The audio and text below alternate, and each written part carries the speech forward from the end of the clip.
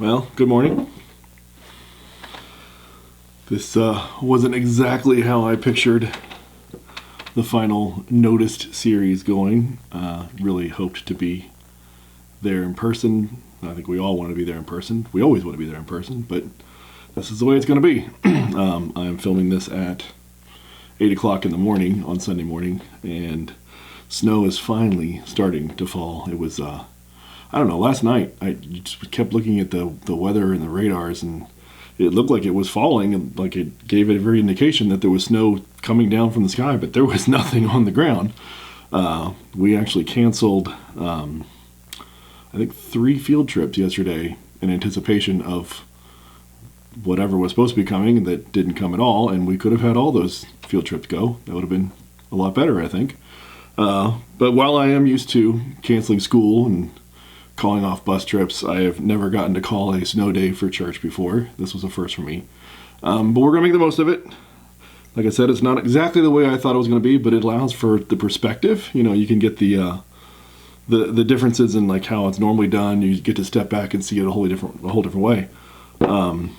You know, that, like, for example, like I'm wearing a hoodie today, and I didn't get fancy dressed button-down shirt or anything like that. I just went really casual because I'm just sitting here at home thinking, well, it's snowing outside. I'll just be casual. I'm not wearing shoes. Just hanging out here with me and my coffee. You know, it gives you that perspective that maybe it's okay. Maybe it's all right that it's not me dressed up fancy or anybody dressed up fancy. I mean, I imagine you might be sitting at home in your pajamas or your sweatshirts or whatever as well. It doesn't change, I don't think, and the message is still the same. I don't know that I could do this every single week, but I know some places do. Puts it into perspective. So, also, I mean, the location. Like, we have a place to meet, which is awesome, and I love that we have a building, and I'm thankful for that building. But if everybody else were here in this room with me, this would be where the church was. We'd be meeting together. Perspective. But I'm in my basement. We call this the theater, even though it's not really a theater anymore. Once was designed to be that fun place down in the basement where you go to watch movies because it's where the bigger TV is, and it's like kind of a cozy, out-of-the-way place, and you got foam on the walls to take the sound away. And I don't know, the way things change over time, intended purposes for rooms, those intentions change when you have new needs. And whenever Owen comes home from school now, he needs a much bigger space. So our theater has become a theater bedroom, and that's just what we have. But either way, I'm going to use it. I don't even come down here since I'm not watching TV anymore. This year, I don't come down here for anything. So I'm sitting here, shoeless, in my hoodie, drinking my coffee in a room where I'm never seen, getting ready to talk to you about the final installment in the Noticed series, which is about being seen. So I will present to you a message about being seen from a place that I have never seen. This is supposed to also be Breakfast Sunday, which, you know, I've got my coffee. That's about all I have for right now. I already had some oatmeal earlier, and it was delicious. Hopefully you're also enjoying your own breakfast. We will not have Breakfast Sunday next Sunday because we're not going to just push everything back a week because of the snow. We just carry on from where we were, and this becomes what today is. So your breakfast is on your own, whatever you got. My coffee is delicious. So next week we will be beginning our new series, which will be the month of February, which is the second month, and it's the second son of Jacob. That son is Simeon. We'll discuss next week about what that name means and all the things that come with it, but I will tell you now that the series is called Don't Hang Up, and it will be our really double-down version of the Shema because of what it means, and I, again, will tell you next week what it means. But the month of February will be the month for really honing in on the hearing. And from there on, from March through the rest of the year, yes, we are going to be working with the Shema, but we are going to be going into totally different stories and lessons and categories and themes that tie into obedience. But next week, begins, don't hang up. A few months ago, speaking of being noticed, there was a concert that happened, and you might have heard about it. It was a story that went viral. It was a Coldplay concert. And at the Coldplay concert, there were a couple people. And if you know what I'm talking about, you know the story that the video didn't go viral because of the music. The video didn't go viral because of some awesome guitar solo or a light show or anything like that. The video went viral because of two people in the crowd when the camera pointed back at that crowd. During the show, the big screen did what big screens normally do. You have a camera that just pans around and looks for different people to put up on the screen. And they get the spotlight, they are featured, and typically they're looking for a couple so that the couple can kiss on camera. They get spotted, they're noticed, they kiss. It's called a kiss cam. It's a very common thing. Well, during this one particular concert, the moment happened where the camera went to a couple way, way, way up in the top of the arena. The camera was expecting to be capturing two people that wanted to be on the kiss cam, and they called them out. But then things changed. Suddenly, everyone realized that the people that were on the screen didn't want to be on the screen, and the smiles went away, and everybody started hiding and running and trying to get out of where they were seen because they didn't want to be seen. And being up on a big kiss cam like that might be fun for most couples. In this particular example, for these people, the kiss cam was not a good thing, because when you have a spouse at home that can find out that you're on a kiss cam with someone you're not supposed to be on a kiss cam with, it can be disastrous. Being seen without permission, without grace, in a way in which you didn't expect to ever be seen, hoping to not be exposed for what you're doing, that type of exposure leaves families broken. It leaves people wounded. Most of us understand that. We understand that instinct, though, too. And, you know, we all, if we are willing to admit it, we all have places that we've wanted to see but not be seen. We wanted to go and hide. I mean, that's even true in sanctuaries. I've known many people that have talked about churches that they attended, like mega church style churches that hold 5,000, 8,000 people, where they can sit and really just be unknown and unseen, that they can feel like they've witnessed it and they've experienced it and they're a part of it, but at the same time, they don't know the people around them, they don't want to know the names, they don't want to be called out for anything, they don't want to be volunteered for anything, they just want to say that they were there, they attended, and go on. That would never ever happen at Livestream. If you came in one Sunday and you were greeted and met, the next Sunday you'd have 5 people coming up to hug you and call you by your first name.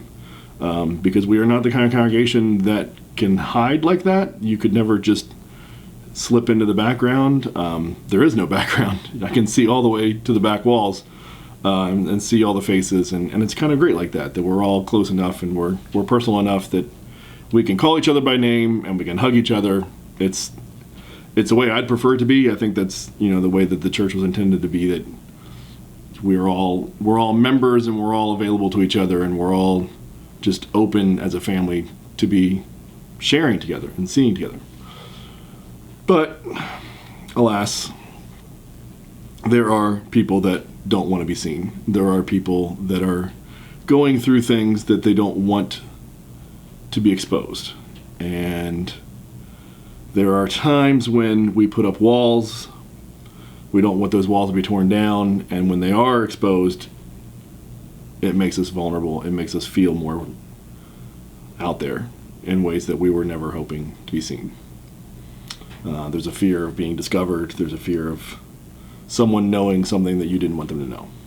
We all have parts of our lives at different times that we hope would never end up on a big screen. That we truly are afraid that someday part of it may get exposed, that our past comes up, that the history of who we were will be revealed to the people that have grown to trust us and love us, and we're fearful that somehow maybe that past will make us look bad to them, or they'll think differently of us, or they'll cast us out, or whatever it is. But spotlights can be good, depending on who's shining it and what the reason is for shining it. When a spotlight hits you and everything's revealed to the world, there could be shame, there could be depression, there could be disgust. The world's going to eat it up. When you're put up on a big screen and a kiss cam like that and you were hoping to be hidden, lives are going to be changed. Lives are going to be destroyed. Jobs are going to be lost. Families could be devastated. But this is where our story is going to turn, because we have an example of someone put into a spotlight that didn't think they were going to be put into a spotlight, who was put there by Jesus. And when you're noticed by Jesus in the spotlight that he shines, it's not the same way as it is with the world. When Jesus began his ministry, there's an account right after he's in the wilderness and he's being tempted. He leaves, goes back to Nazareth, and goes into the synagogue. And when he's in the synagogue, he opens up the scriptures and he reads from Isaiah, and he reads, "The Spirit of the Lord is upon me, because he has anointed me to proclaim good news to the poor, to bind up the brokenhearted, to proclaim freedom for the captives, and release from darkness for the prisoners." That's Isaiah 61. In other words, Jesus came looking for the people. The people were hiding in plain sight. He came looking for them, not to expose them, but to restore them. Because that's what Jesus does. He restores. He calls you out to restore. Not to shame, not to name their sins, not to broadcast them to the world, their worst moments, their deepest, darkest secrets. He came to announce their freedom. And that brings us to our crowd for another story with another person in an elevated position who was trying to see without being seen. And that person was Zacchaeus. And I know you know the story of Zacchaeus. Everybody knows the story of Zacchaeus. We're going to go through the story here, but I want to jump right ahead to the end so that we know where we're going. We know what the objective of today is. That Zacchaeus, in his encounter with Jesus, was transformed. His story in this account in Luke ends with his transformation for him and for his family. And we're going to see how he gets to there, and how the process of him being revealed, noticed, exposed leads to that transformation, and how it's a positive thing for him, that his life is changed, his lifestyle is changed in a good way. So we're going to jump into it. This is Luke 19. And we're going to see from the very beginning here. This is Luke 19:1. There's about 11 verses of this. The first step in this process of this transformation is going to happen for Zacchaeus and for any of us is that knowing that Jesus was near. Let's look at verse 1. Jesus entered Jericho and was passing through. A man was there by the name of Zacchaeus. He was a chief tax collector and was wealthy. He wanted to see who Jesus was, but because he was short, he could not see over the crowd. So he ran ahead and climbed a sycamore fig tree to see him, since Jesus was coming that way. So he's a wee little man, and a wee little man was he. We all know that. He's too short to see over the crowds, but that shows the actual nature of this encounter, the lesson from this, that he could have been 7'4". He could have been 6'11". He could have been just tall enough to be over all of the rest of the crowd. It wouldn't have mattered, you see. So he's short. He climbs the tree to get up to see Jesus. If he were taller, he could stand and see over the crowd, but he still would have been in the back of that crowd because he didn't want to be up front in the crowd. If he were smaller, or he is smaller, he could have used his influence and his weight of what he could do to a person's life and threats and all of that to exert his own force to make his way through a crowd if he wanted to. He could, as a short man, figure out a way to push to the front of the crowd to be in front of everyone. But he didn't want to. He was a chief tax collector, and he's hated. Most of these chief tax collectors were hated by the crowds. They're hated by everyone. They were locals who would report back to Rome with taxes. They would collect the money, go door to door, place to place. They'd have little stations set up where as you walked past on main roads, they would gather it from you, and then they would take it on to Rome.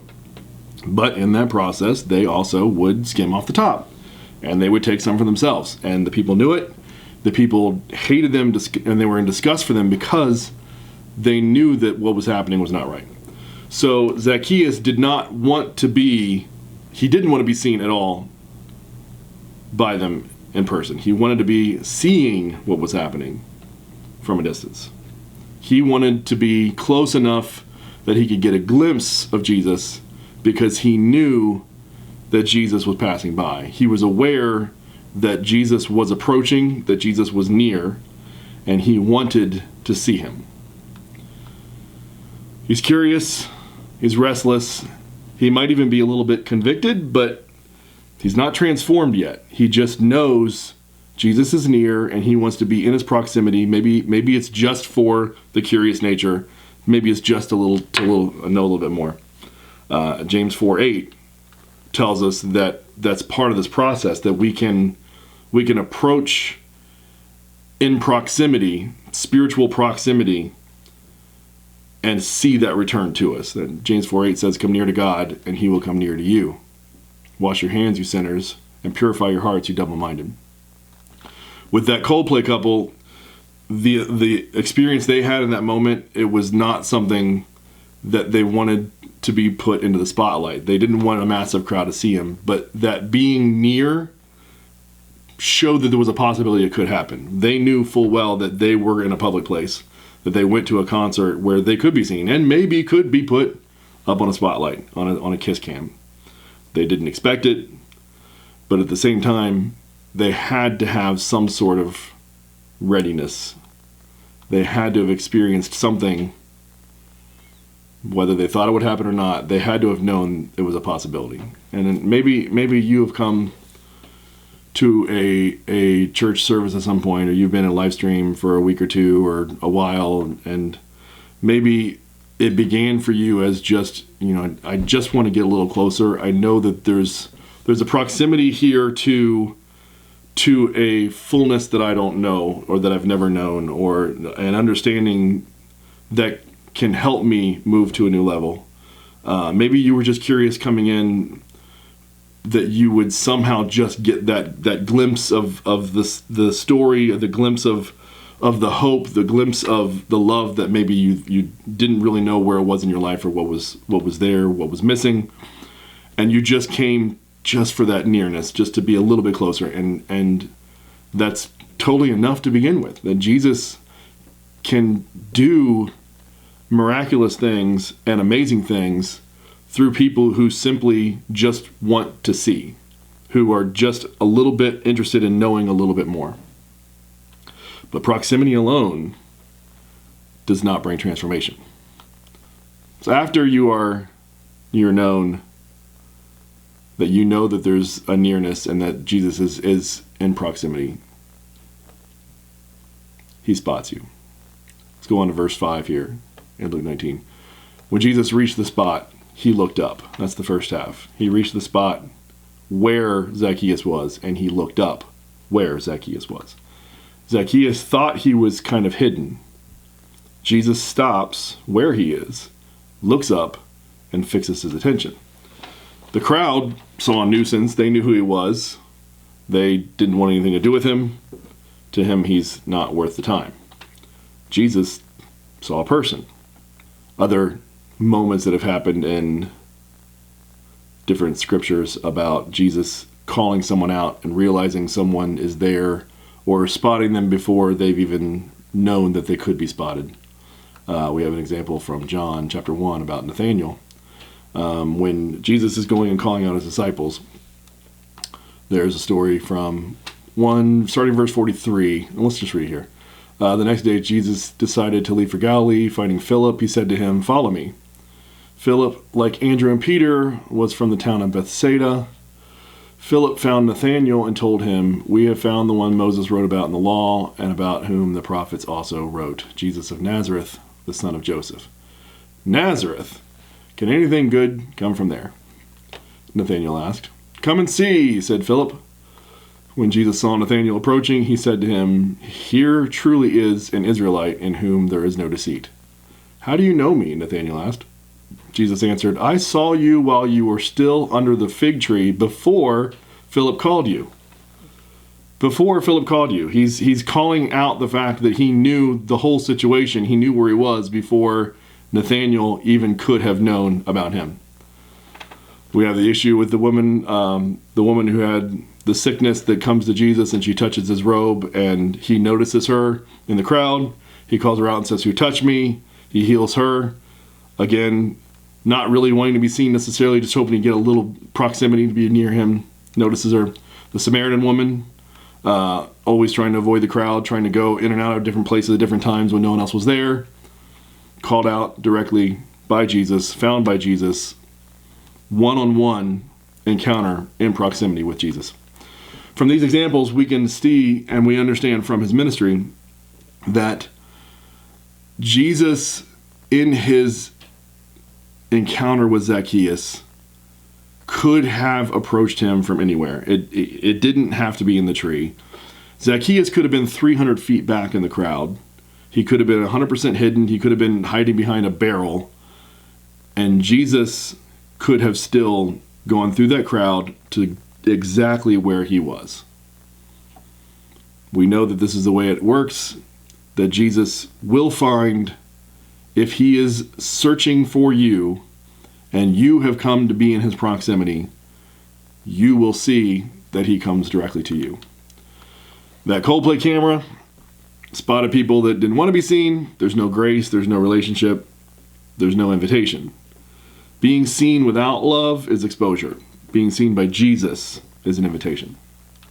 And he doesn't accidentally notice people. From that Isaiah 61 scripture we read, "The Spirit of the Lord is upon me to proclaim the good news to the poor and freedom for the captives." Jesus is looking for the overlooked. And then he calls you out by name. He calls you out by name. The other half of Luke 19:5. "Zacchaeus, come down immediately. I must stay at your house today." He doesn't say, "Hey, you up there." He says his name. It's a public moment with a public crowd. They're all everywhere. But Jesus makes it a very deeply personal and intimate call to one man. It's not shaming. It's an invitation. He doesn't start with all the lists of the things that Zacchaeus has done wrong, or get all the people behind him in line and say, "These are all the guys that you've taken money from." He just stood at the tree, called his name, and said, "Come down now. There's no need for you to be up where you are. I want you to be right in front of me." There was no fallout. There was no need for a trickle down of controversy. There was no scandal. It was just a personal invitation. That personal invitation allowed for a sinful man who was just curious and wanted to be near and wanted to know a little bit more, even from a distance. It allowed him to be welcomed with that personal invitation. Jesus calls people out to call them in. The other people in the crowd immediately started making comments about Jesus and what he was doing, making statements about how he's going to go be with sinners and he welcomes in sinners, and turned it into something that was darker than it should have been, because in the end, there is nothing you can do to earn it on your own. We know that from Ephesians 2. Let's look at that, Ephesians 2, 8 through 9. "For it is by grace you've been saved through faith. And this is not from yourselves. It is the gift of God, not by works, so that no one can boast. Not by any good stuff you did to not be a tax collector who skimmed from the top or stole from the people. None of those people are going to be any better just because they think they are. And Jesus wants them to realize that he's going to go and be with the sinners. He's going to go and be with the ones who want to admit to the fact that they've done something wrong, or that just want to be near to him because they know that they've been troubled. They know that they're hurting. They know that they need healing of some kind, and they want to take that first step to know. Grace doesn't ignore sin, but it never leads with humiliation. You never begin by making someone feel horrible before grace steps in. And dignity is restored before behavior is corrected. You're come to realize that you are a human being, that you are loved, that you are recognized, and you are noticed by Jesus. And then things can start to change. Jesus doesn't shout out secrets from the crowd. He speaks individual names with intention. And with that intention comes the transformation, which is the final part.